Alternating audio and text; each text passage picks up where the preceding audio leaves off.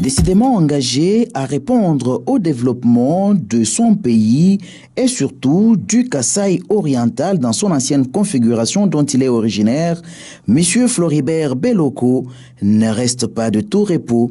Voilà ce qu'il a amené une fois de plus dans l'ex-Kasaï oriental et plus précisément en Mbuji-Mayi.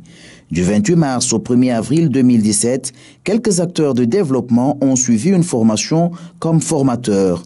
Organisée par l'ONG Konga UFD, Union des femmes pour le développement, cette session a porté sur les thèmes la gestion des projets axés sur les résultats, du cadre stratégique au cadre logique via le cadre de rendement durable. Appuyée par la diaspora congolaise de Belgique, l'activité a été facilitée par lui une fois de plus. Il s'agit de M. Belloko Floribert, andragogue, spécialiste en développement rural intégré, expert en gestion des cycles de projets axés sur les résultats et intermédiaire en projet de solidarité internationale. C'est le ministre provincial de l'Agriculture de la province du Kasaï oriental qui a ouvert les travaux le 28 mars dans la salle de restaurant Léon Moukebakafoka MK. Charles Doumbouyi a encouragé à cette occasion les participants et salué l'organisation de cet atelier qui tombe selon lui à point nommé. Il a rassuré le soutien et l'accompagnement du gouvernement provincial du Kasaï oriental dans les activités de développement agricole et de transformation. S'expliquant à cette occasion, la fondatrice et chargée des programmes de Konga UFD a souligné que la formation est faite dans le cadre de projet Ndjumuka, Ndjimunanga Kasaï, Mieux j'aime le Kasaï. Chantal Chibola Kabango a mentionné que la finalité est entre autres la lutte contre la malnutrition. L'année passée, on avait fait un lancement d'un projet qu'on appelle Ndjumuka. Ndjumuka, ça veut dire Ndjimunanga Kasaï. C'est pour la lutte contre la malnutrition dans la province du Kasaï oriental. Avec nos frères et sœurs de diaspora belge qui veulent nous soutenir, c'est là où on a organisé cette formation de formateurs. D'abord, le but, c'est aller former les gens dans tous les territoires de la province du Kasaï oriental dans son ancienne configuration sur la gestion de résultats. Président du conseil d'administration du Forum pour le développement durable, FODED, et co-facilitateur de cette formation, Théodore Kasseya est revenu sur les objectifs dont la capacité de mobilisation des fonds pour des projets dans les entités territoriales décentralisées. Renforcer les capacités des acteurs au développement dans l'élaboration des projets qu'on peut appeler les projets bancables, les projets acceptables. Nous savons qu'il y a les acteurs qui sont même dans les territoires, qui sont maintenant comme les ETD, les entités territoriales décentralisées, qui doivent être à même de mobiliser des fonds pour le développement de leurs entités. C'est pourquoi on a fait appel à cette formation de gestion axée sur les résultats avec des outils importants. Il s'agit notamment de le cadre stratégique et le cadre logique qui seront essentiellement utilisés pendant toute cette formation. Se poursuivant mercredi 29 mars, l'atelier a planché essentiellement sur la planification. Le facilitateur a donné les étapes à suivre pour élaborer un projet ou programme de développement. Un projet compris selon M. Floribert Belloko comme un effort collectif limité dans le temps et l'espace, organisé pour améliorer les conditions de vie d'un ou de plusieurs. Pour élaborer un projet acceptable, il faut tenir compte de certains éléments, notamment la pertinence, la faisabilité, la viabilité, l'organisation, le plan de travail et les prévisions, tout ceci en vue d'atteindre l'objectif. L'évaluation devra, elle, tenir compte des principes SMART, c'est-à-dire spécifiques, mesurables, atteignables et réalisables dans le temps, alors que les objectifs spécifiques se conjuguent au présent ou au passé dans leur formulation et non pas au futur. Au troisième jour, jeudi 30 mars 2017, les participants ont acquis des notions sur le cadre ou plan stratégique ainsi que les éléments et cycles ou étapes d'un projet. S'agissant du cadre ou plan stratégique, le facilitateur a fait savoir qu'il permet de planifier les choses à long terme.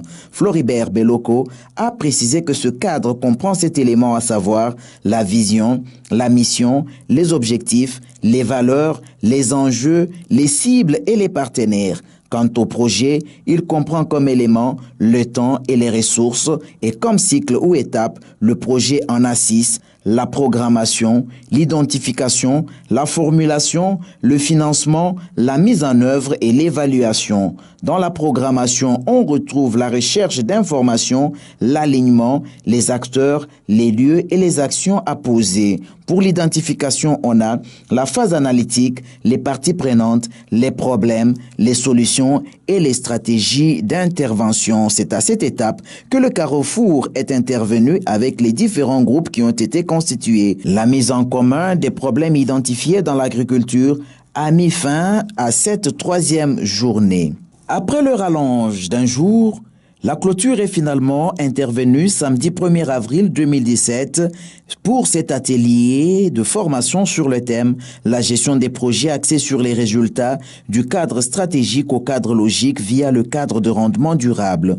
Censé prendre fin vendredi 31 mars, la session a donc connu ce rallonge pour permettre aux facilitateurs d'épuiser la matière. Si le 31 mars, les participants ont suivi les explications sur les arbres à problèmes et arbres à solutions, toujours dans l'identification des problèmes, ils ont aussi appris que le cadre logique est aussi bien une méthode dans la programmation qu'un outil de travail dans la planification.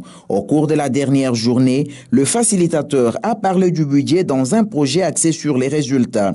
Dans les réponses aux différentes questions posées, M. Floribert Beloko a aussi établi la différence entre les méthodes PIPO et GAR. Dans la méthode PIPO, il y a un seul objectif global pour 2 ou 3 objectifs spécifiques.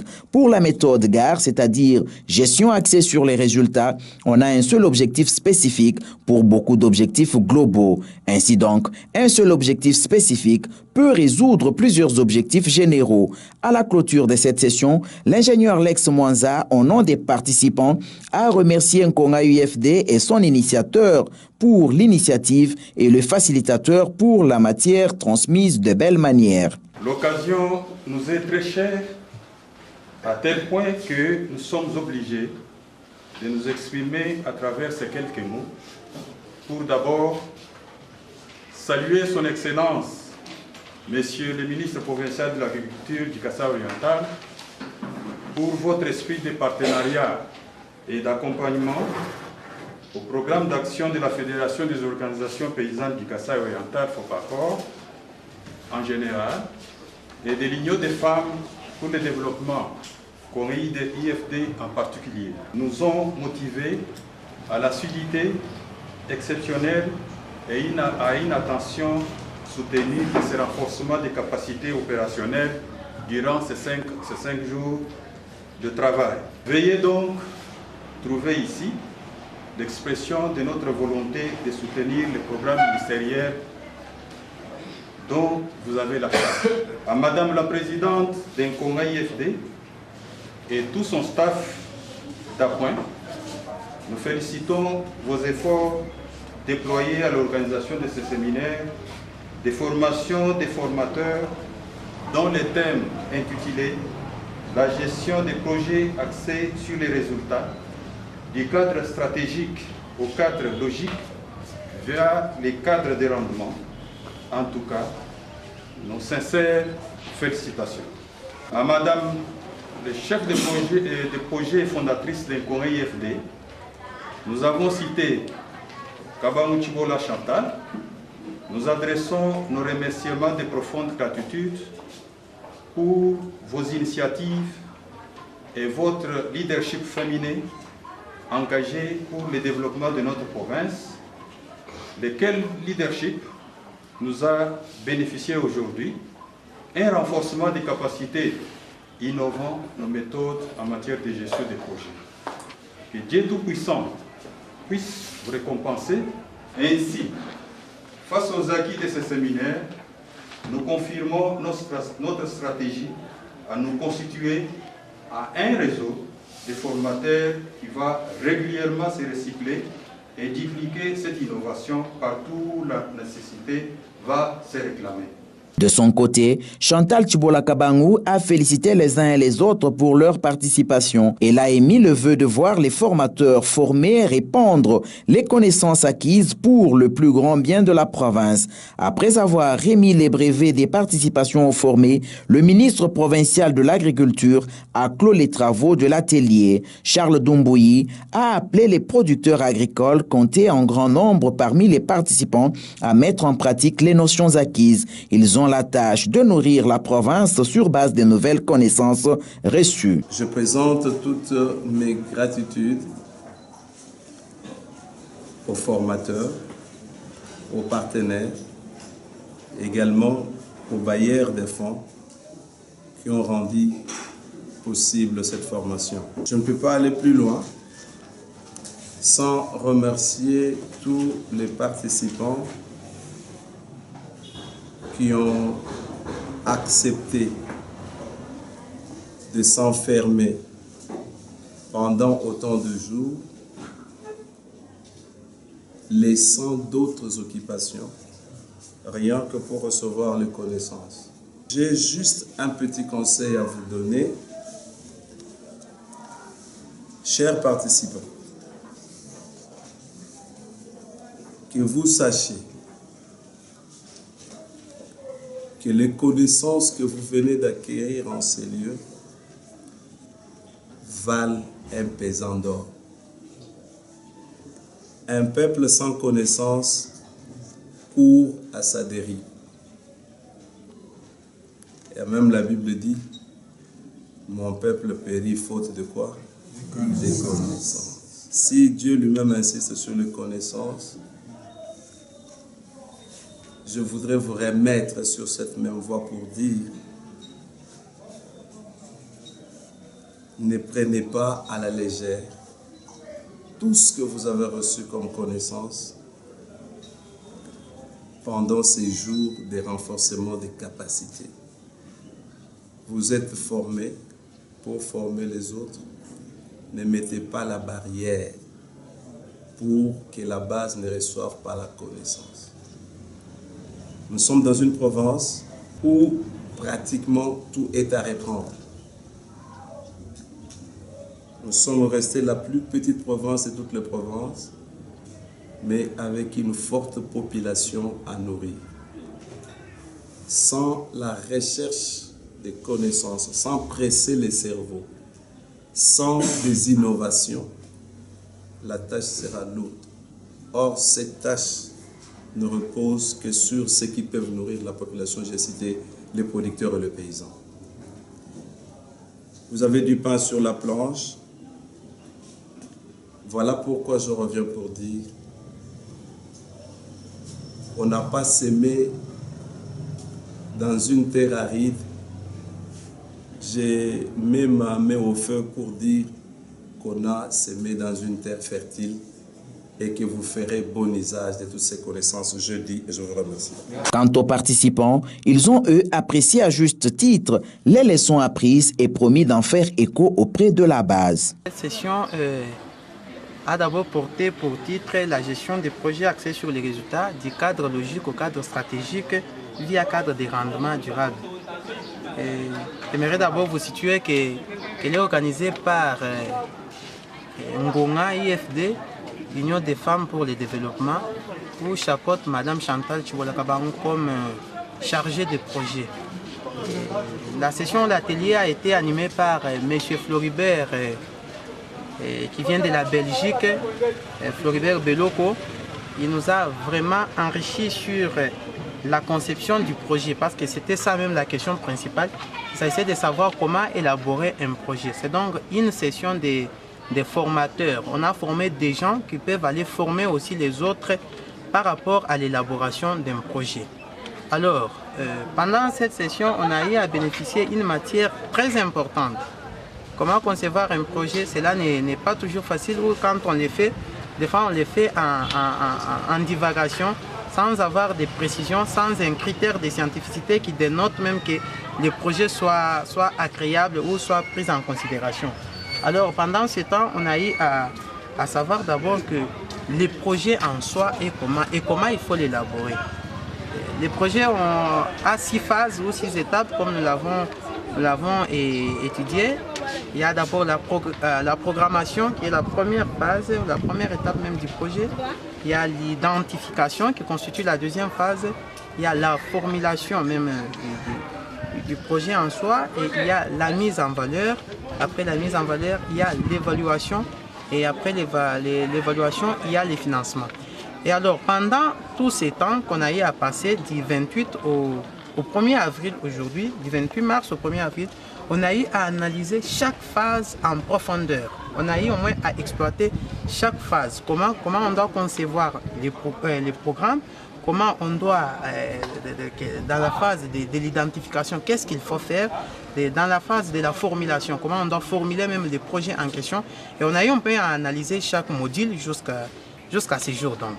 Oui, ce que j'ai retenu est que la gare, c'est vraiment une méthode de gestion qui prône la transparence dans la gestion et aussi la redevabilité.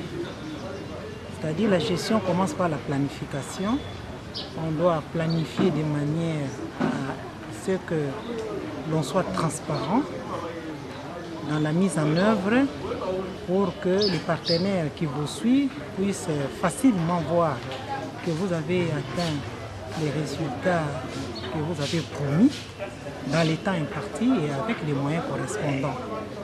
Et dans la planification, il faut une certaine prévisibilité des résultats que vous échelonnez dans les temps et vous devez être capable de prouver que vous avez effectivement atteint ces résultats dans les temps impartis et avec les moyens qui ont été mis à votre disposition. Bon, nous serons disponibles comme ressources dans la province pour aider les autres personnes qui n'ont jamais suivi cette formation à bénéficier aussi des mêmes matières à travers nous. Donc nous constituons un pool de formateurs dans la province et donc nous sommes des personnes de ressources. Les impressions sont très très bonnes parce qu'on dit « Mon peuple meurt faute de connaissances ». Le monde est en perpétuel changement. Nous avions un système de planification, d'élaboration de projets qui était déjà dépassé avec la méthode de PIPO. Et maintenant, la méthode d'analyse des projets par résultat, c'est une nouveauté qui est dans le monde depuis un temps, mais que nous venons de recevoir aujourd'hui. Et ça nous a vraiment aidé à comprendre pourquoi beaucoup de projets sont rejetés pour le moment, parce qu'on n'élabore pas ces projets-là selon les normes internationales. Alors nous avons cet acquis-là que nous venons d'avaler et ça nous aidera à élaborer des projets, à planifier des actions dans nos OP pour que nous puissions être à la page comme tout le monde le fait pour notre développement, pour le développement du Kasaï et le développement du Congo. À cette formation, je retenais quelque chose de bénéfique sur notre objectif général et l'objectif spécifique de ces projets. Dans l'objectif général, nous avons retenu que nous devons, les Kasaï orientales doivent reproduire les maïs appelés Moudichi ou Kipem en grande quantité. C'est ça notre objectif général. Maintenant, l'objectif spécifique, je retenais quelque chose de très important. Nous devons reproduire d'ici 2018 au moins 75 tonnes de Kipem pour réduire les sous-alimentations sur Kasaï oriental. Ingénieur Mukoka, Konikuna Kisolokele, je suis inspecteur agricole de l'Omela et de l'affrichement. Nous avons beaucoup aimé cette façon d'enseigner. Ce qui m'a beaucoup attiré, surtout l'arbre. L'arbre à problème et l'arbre à solution. Et finalement, nous avons compris, surtout moi, le tronc, c'est vraiment l'objectif spécifique que je ne savais pas avant. Maintenant, je sais que si je suis en train de concevoir un projet et si on me demandait de faire des analyses, je n'aurais plus de problème. Voilà l'essentiel que j'ai retenu dans cette formation. Il faut noter que les gestionnaires du projet Ndimuka, en vue de transformer le maïs QPM en biscuit, ont été une fois de plus formés par M. Floribert Beloko. C'est dans la gestion de ce projet. On écoute la synthèse de tout le travail entamé pendant les 5 jours avec M. Floribert Beloko. C'est Floribert Beloko Takana que je suis. Donc, je suis expert en développement rural intégré. C'est dans le cadre de venir partager mon expérience avec les partenaires d'Nkonga, Union de fédérations de femmes pour le développement, que je suis venu au Kasaï oriental et particulièrement ici en Mbuji-Mayi. Nous avions commencé par une formation en gestion axée sur le résultat. Nous acheminons aujourd'hui avec une formation qui est destinée au comité de gestion des mamans qui vont gérer le four, qui vont produire des biscuits. Voilà, c'est juste vraiment pour partager l'expérience que j'ai au niveau international avec les amis, les compatriotes ou les partenaires d'Nkonga ici en Mbuji-Mayi. Moi, je suis le secrétaire général des conseils des communautés africaines en Europe et en Belgique. Je suis également le fondateur de l'ASBL InfoDev, qui signifie Information, Formation et Développement, basé à Bruxelles, en Belgique. Je travaille également pour le centre Ariane, où je suis le coordonnateur psychopédagogique de 3 équipes, équipe psychosociale, équipe pédagogique et équipe des aides familiales. Je dis, pour parler de développement, il faut avoir ce que je considère comme des indicateurs. Avant de commencer une action, il faut savoir le point zéro, qu'est-ce que nous avons. Et puis, après un certain temps, une intervention, nous pouvons évaluer en fonction des éléments de départ que nous avons. Développement, c'est très vaste. Et si je prends concrètement l'exemple que nous avons au niveau des formations en gare, par exemple, quand je suis arrivé, j'ai interrogé certains acteurs qui étaient dans la salle. Il y avait d'autres qui avaient des connaissances, mais d'autres pas.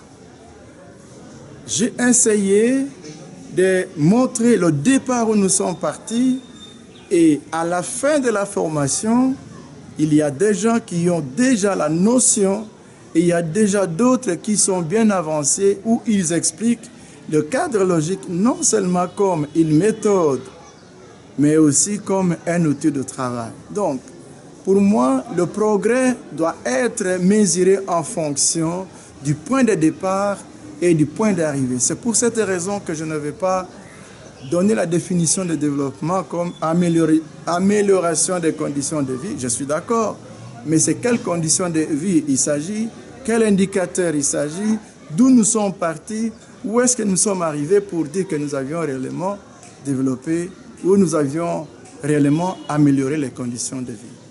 Pour moi, quand nous faisons un pas, deuxième, troisième, ça permet de signifier ce que c'est le développement.